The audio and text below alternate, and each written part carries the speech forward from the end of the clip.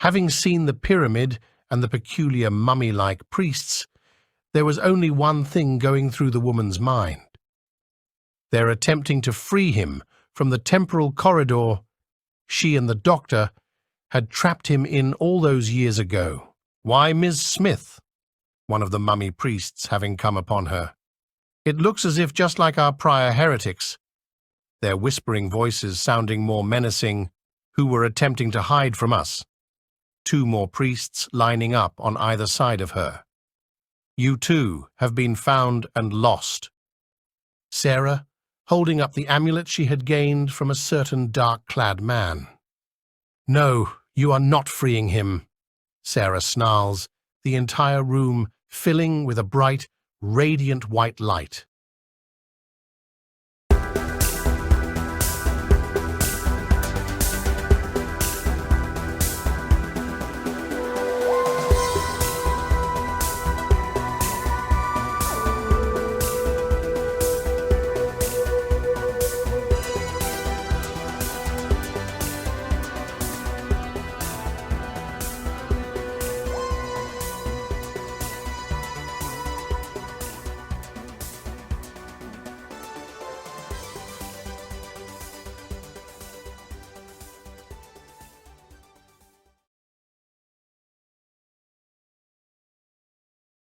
Now?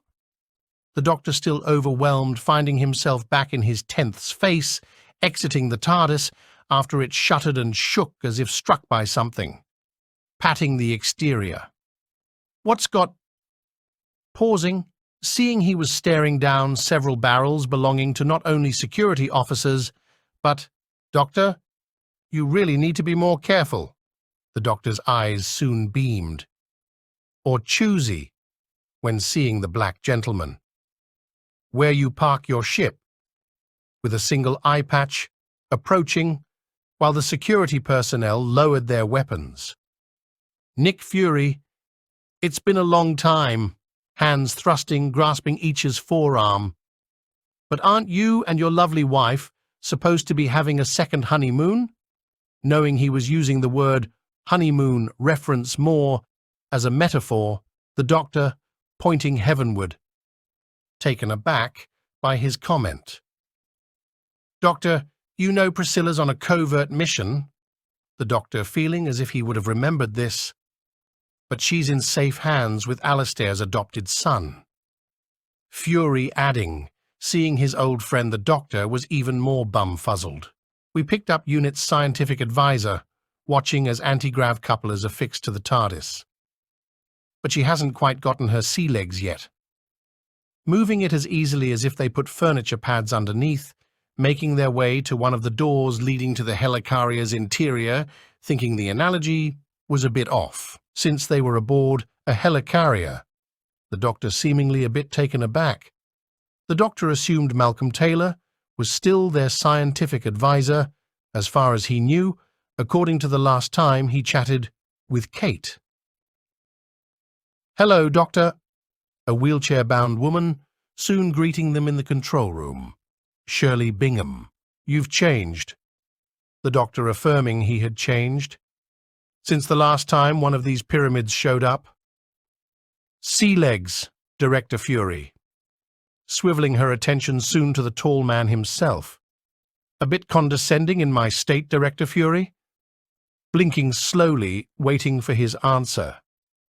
If I worried about the feelings of those under me, Ms. Bingham, the doctor nodding, smiling, feeling like this was like the Nick Fury he knew, then I would not get out of bed. But it does not disregard the fact that he and his wife should be halfway to one of the Skrull planets after Gravik's attempted takeover. What of Gravik? The doctor not liking how things are going. He should be dealing with those Skrulls who sided with the Rhodey Skrull.